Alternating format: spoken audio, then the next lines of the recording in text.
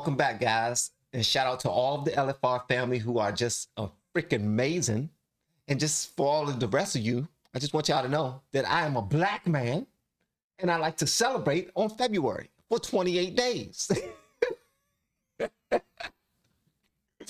Celebrate me for 28 days in February. All right, I'm about to move on to my video because I haven't checked out my guy in a long time. And I'm looking forward to this video. This is my very first time checking it out. And I'll be checking it out with you all. It's about Black History Month and experts telling people that they don't fool with Black History Month. But I just want to say to y'all this.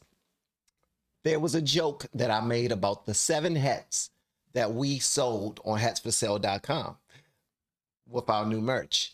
And actually, it wasn't a joke. I wasn't making fun of it, or I was making fun, but I wasn't unappreciative. That's the part right there, because I'm actually extremely appreciative of that, of your support and all those things. I realized that I'm nothing but this gentleman, this guy who does reactions, and you all are going so far, not only to watch my my stuff, but to click on other places and show support there, and even purchase merch, even consider it. So thank you so much. So right now we went from 7 hats to like 22 hats sold now. So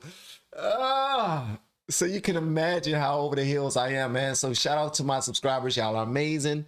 Anyone else who want to go to hatsforsale.com, the link below, and purchase anything, hats, shirts, anything, make sure that you put an LFR 10 so that you can get 10% off, okay? And you will receive free shipping anywhere in America. As for Black History Month, I'm not a fan. I'm with actor Morgan Freeman on this one. Black History Month you find ridiculous. It's ridiculous. You're going to relegate my history to a month? Oh, come on. What do you do with yours? Which month is White History Month? No, come on, tell me. Well, God, I've never been asked that question before. Let me see. June is not June. What about June is for the gays? Okay, July. What about July? No, that's for America. That's America's month. Okay, for the 4th. All right. What month? I'm Jewish. Okay, which month is Jewish History Month? There isn't one. Oh, why not? Yeah. Do you want one? No. I don't either. I don't want a Black History Month. Black history is American history. Now, maybe Black History Month wouldn't be so bad if they actually taught Black history. Here are a few things that blacks are misled about: slavery, gun control, and the minimum wage. First, slavery. Now, when I studied slavery in high school, I assumed, the way a lot of people do, that slavery was something that just happened to black people in Africa. Yeah, that's what I thought too. That's what I thought too. I promise you, I thought that the only people out there picking cotton was black people. And that forever we will be like trying to figure out, when are we going to get our 40 acres and our mule? Huh? When are we going to get our mule? I don't know what we need a mule for, but God dang it, that's what we was promised, right? One of the sad things is that we talk in this country as if slavery was something unique to the United States or to blacks and whites.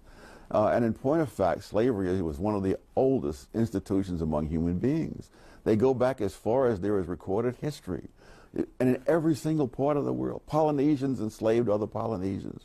For most of history, people enslaved people who were the same race as themselves for the simple reason. When he say Polynesian, man, and I know I pointed this out before, whenever he say Polynesian, it reminds me of my favorite dipping sauce at Chick-fil-A. Oh my gracious. Ooh, I like to dip some nuggets, or give me a spicy chicken deluxe sandwich with that what's that cheese? The pepper jack, some pepper jack cheese, and dip that in it falls down this, sliding down the daggone this, it's sliding down your arm and stuff like that, and it's just delicious. Okay. History. People enslaved people who were the same race as themselves for the simple reason that they simply didn't have the resources to go to another continent and take people from another continent and move them en masse someplace else. Now, slavery could not have happened without the complicity of African chieftains, who sold Africans not just to European slavers, but to Muslim slavers as well. But when white captains came offering manufactured goods, weapons, and rum for slaves, African kings and merchants had little reason to hesitate. They viewed the people they sold not as fellow Africans, but criminals, debtors, or prisoners of war from rival tribes. By selling them, kings enriched their own realms and strengthened them against neighboring enemies. African kingdoms prospered from the slave trade, but meeting the Europeans' massive demand created intense competition. Wow. Slavery replaced other criminal sentences, and capturing slaves became a motivation for war rather than its result. To defend themselves from slave raids, neighboring kingdoms needed European firearms, which they also bought with slaves. Wow. The slave trade had become an arms race, altering societies and economies across the continent. Did you know that Muslim slavers took more blacks out of Africa than did European slavers? I did not know that. I did not know that. And that's why I really need for you all to share some of our videos, not so we can blow up or nothing like that. This information is needed, and it's not going to get in front of the people that it's supposed to get in front of unless we share it. Because this right here, this is one of the reasons why I'm down this lane and doing reactions right now, because I realize how important this information is, and it has to get to people. It has to. Nobody's going to hear this. What he's teaching right now was not taught when I was growing up, not in any grade that I was in, not at all. And if you can find somebody who tell you otherwise, who come from an urban city, look like me, I would like to hear that story. I'm so serious. So if you can share this, it's imperative, man, because this right here still blows my mind every time I get more information from Larry Elder, Thomas Sowell, Shelby Steele, all these guys, man. The Muslim slave trade began centuries earlier and continued long after the European slave trade ended. Wow. Slavery, yes, during the 9th up to the 13th century, slavery was still very much an Islamic phenomenon as compared to the West. Of course, there was ancient slavery in many other societies, but in terms of chattel slavery, in terms of slavery as an institution, that was profitable. That was very much still an Arab Islamic preserve until the West came in sometime from the 15th, 16th century onwards. Just how extensive... Yo! Has Farrakhan ever taught that? Because they're all... Oh my gosh. No, that's a real question right there. I really have a question. That's my question right there. Because there's a lot of people who look like me, who feel like Muslims are their brothers more than Americans are, because of what Western culture did to African Americans. I'm trying to tell y'all, man, if this information is not out there, people will lean how they lean. That's just how it go, man. It's crazy. Was this Arab Muslim slave trade of Africans? What happened to my screen? Slavery was a very important part of Islamic expansion in West Africa, and in fact in the Sudan, and from the very earliest period of Islamic penetration into Africa. It started by purchasing slaves and trading in slaves, and then it went on from purchasing to raiding for slaves and capturing slaves deliberately, especially mainly black Africans, and transporting them into North Africa and into Saudi Arabia, the Arabian Peninsula, and onwards to the Ottoman Empire to Turkey. So slavery was a very endemic part of Islamic interaction with Africa. And in West Africa, the jihad's period of the 18th and 19th century involved massive slave raiding and slave trading.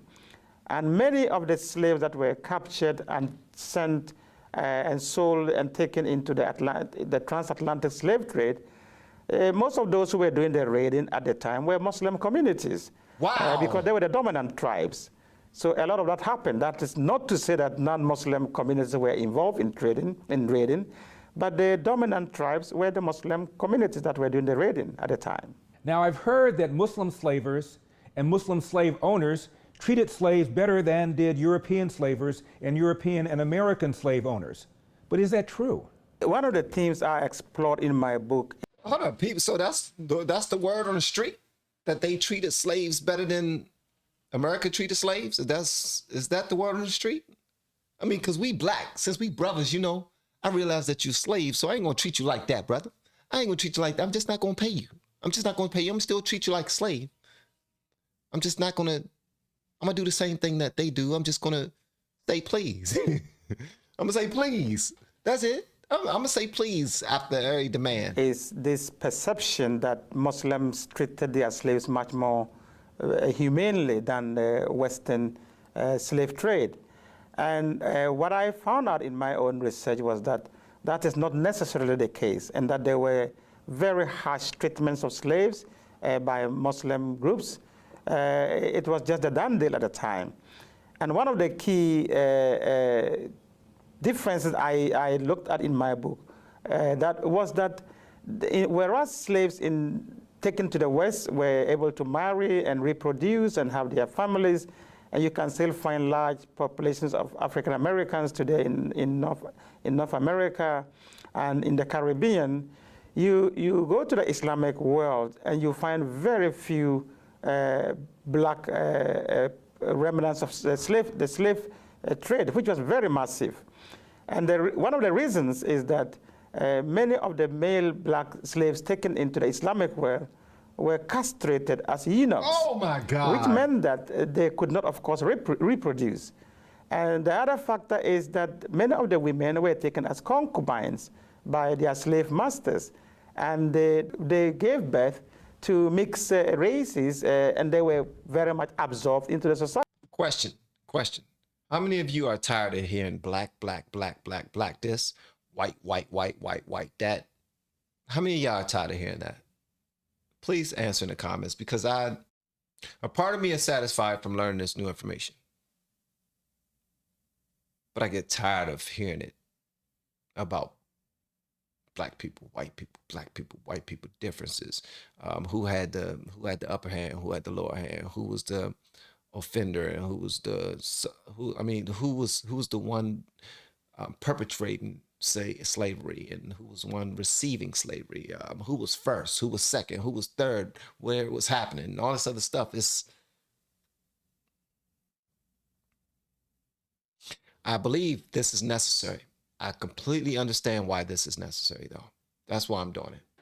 That's why I'm checking it out. That's why I'm sharing it with you all, and that's why I hope you guys share it with someone else, so that someone else who does not have the information, and please don't assume that people have this information. If they don't have your algorithm, and people who are interested in what you're interested in have your algorithm, then they don't know what you know. Please, let's not even attempt to assume it, because what was taught in your school was not taught in theirs, and that's unfortunate. So you don't have black slave and kind of descendants in the Muslim world as you would in North America. And part of the reason is the castration and the way the slaves were treated. Now, slavery ended in the West, in America not until after the Civil War. But what about the Arab Muslim slave trade? When did it end? In fact, has it ended? Slavery persisted in Islamic countries far, far longer than it did in the West. The West abolished slavery long before the Islamic countries ever abolished slavery. And they did so under a lot of pressure from colonial governments and from Western governments and from all kinds of activist groups.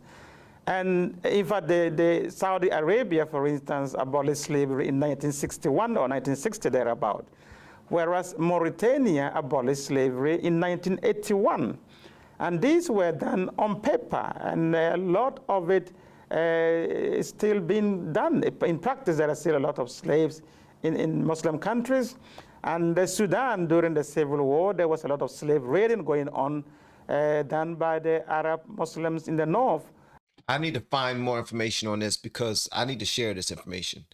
This right here, man, I gotta share this information. This right here needs to be this needs to be out there.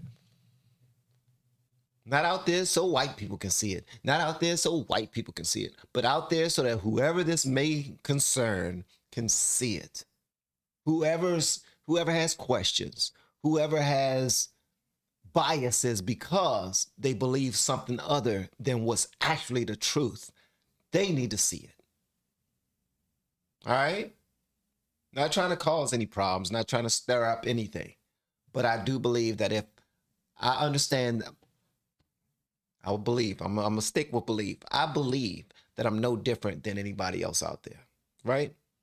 And if I'm no different than anybody out there and I know what I'm feeling just hearing this for the first time, I know how it will make others feel, and it's not a bad thing. It's just having this understanding. It means something. At least it does to me. It does. It means something. For real. Against the enemies and the Christian Africans in the South. So even up to the 90s and this century, there was still capturing of young African men, boys in the Sudan for sale. So slavery continues, even though it has been abolished on paper in many Muslim countries. Wow. Now gun control. Liberals, especially those living in the inner city where crime is high, often demand further gun control legislation. We fought a good fight earlier this year, but we came up short. And that means we've got to get back up and go back at it, because as long as there are those who fight to make it as easy as possible for dangerous people to get their hands on guns, then we've got to work as hard as possible for the sake of our children. We've got to be ones who are willing to do more work to make it harder. Are black students taught that the gun control movement began in this country as a means to make sure newly freed black slaves did not get their hands on guns? Yes. In the most infamous Supreme Court decision ever, Dred Scott, the Supreme Court Justice Roger Taney said, if blacks are anything other than chattel property, they may be able to get their hands on guns. It was a horrible, racist Southern Democrat judge named Roger Taney, and he determined that Dred Scott could not count for more than 3/5 of a person. Why? Because Dred Scott couldn't have a firearm. In fact, Judge Taney later noted, and this is in a chapter in my first book, Hands Off My Gun, that in order for him to give Dred Scott full citizenship and count him as an actual law-abiding American, that... I like how you plugged your book, young lady. I like how you plugged the Hands Off My Gun. This comes from my book in the first chapter, Hands Off My Gun. Scott full citizenship and count him as an actual law-abiding American, that meant that Dred Scott would have the, quote, full liberty to have and to bear arms. And Judge Taney couldn't have that. Wow. Next. Wow. Democrats love them some minimum wage, don't they? Tom Steyer wants a higher minimum wage. The billionaire says that he would propose paying workers at least $22 an hour if he wins the White House. Steyer floated the idea yesterday during a campaign stop in South Carolina. Now, during How high do they want the goddamn minimum wage to be? I'm so sorry, but I'm not with you on that. I'm not. I'm not. I apologize. Listen, and I apologize because I realize that people are out there, you know, struggling to live. I get that. And that prices are going up for everything. I understand that. But I do also understand that, and let's get the people who was born with a silver spoon in their mouths and blah, blah, blah out of your head. Because what we're trying to say is that, oh, they had a head start. Well, some people look at my family as having a head start. Some people look at my children as having a head start because they have a 2-parent household. Okay?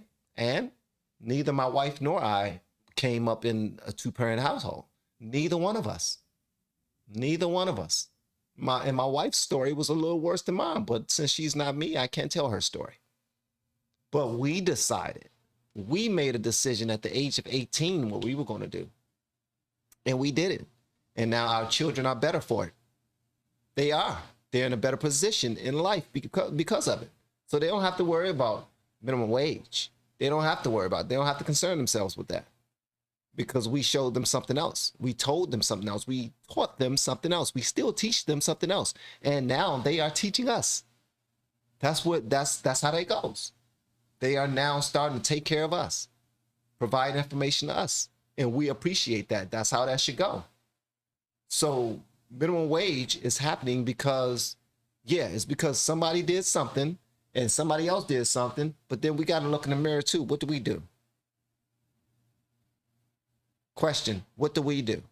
What do you do? The person that want to receive a higher minimum wage, what do you do to prepare yourself to actually survive and even thrive in this economy? or any economy you're faced with? What investments in yourself have you made? Not even with your dime. I'm talking about with your time. What are you doing to prepare yourself to get out there in the real world and kick butt so you not have to depend on a minimum wage? Also, why are we so entitled that we can't live according to our wages until we level up? Meaning, why can't we live according to what we're paid? Because sometimes we live above our means. Most people don't live according to their means. That's decisions that we literally make. And then we depend on someone else to foot the bill for us. We are grown. So that's how I look at things, but that's just me. Maybe I'm just entitled to, I don't know. White House. Steyer floated the idea yesterday during a campaign stop in South Carolina. Now, during Black History Month, our black students taught that the minimum wage movement in this country began as a means to make sure that blacks who were willing to work for less did not take jobs away from whites who are unwilling to work for less. Yep. By the 1960s, many African Americans were employed as farmers.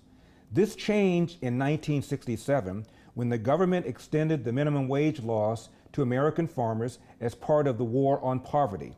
Black farmers who were accustomed to making a modest $3.50 per day were now legally required to be paid $1 per hour, a tremendous increase in. Woo! Sheesh! My God, you talk about a pay raise, bruh. You talk about a pay raise, go from $3.50 a day to being paid $1 per hour? So you mean to tell me that I was out there working for 15 hours and I got $3.50 per day?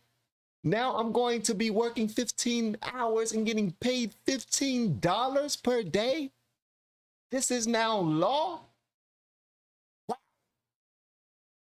Wowzers, bruh. Wowzers. In wages. The effect of this law was immediate and undeniable. An estimated 25,000 farm workers were put out of work in the Mississippi Delta alone. Black farmers were not oblivious to the cause and effect. That dollar an hour ain't worth nothing, said the wife of one day laborer. It would have been better if it had been 50 cents a day if you work every day. 50 cents per day, of course, was a lower wage than what her husband would have been earning prior to the law. Wow. Her point was clear. The federal minimum wage law destroyed their ability to earn a living. End of quote. Wow. The first minimum wage law in our country No, that's was Williams. the Davis-Bacon Act of 1931. And the Davis-Bacon Act says that all workers in federally funded or federally assisted construction projects must be paid the prevailing wage. And if you look on page 6513 of the Congressional Record on March 31st, 1931, you'll see congressional testimony where congressmen will say, see that contractor over there? He brings. Wait a minute. How in the world did he know the exact page by heart, man? That is brilliant. What the world, bro?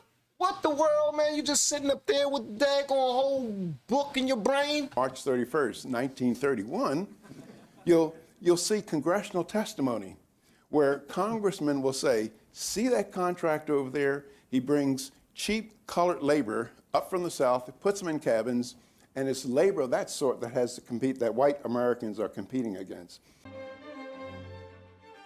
One of the things that my friends on the left think is just grand is the minimum wage.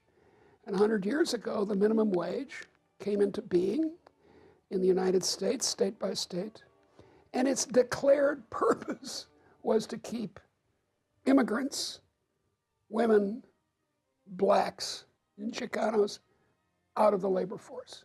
Wow. To drive them out entirely. Mm-hmm. How come everything that black people fight for is always something that was created to hold us back?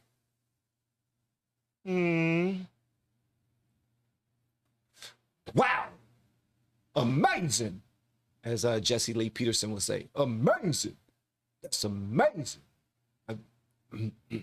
Amazing.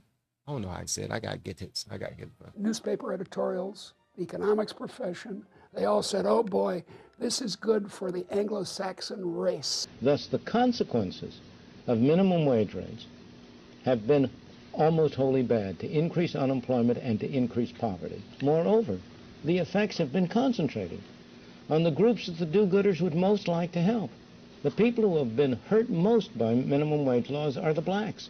I have often said that the most anti-Negro law on the books of this land is the minimum wage rate. Wow. I'm Larry Elder, and we've got a country to save. I'll see you next time. Man, Larry Elder always smiling. He always got the biggest smile in the world because he know that he is setting somebody straight, man. God gracious. This minimum wage law. I gotta look more into this. This information needs to go out. It's my duty for this information to go out. Now I want to know whatever y'all want me to know in the comments below, and if you have yet to hit that subscribe button, please make sure you do so on your way out the door. Once again, guys, I'm Van, and now we are all the LFR family, and I look forward to seeing you on the next video and hopefully inside the Patreon as well. Y'all have been amazing per usual. Love y'all.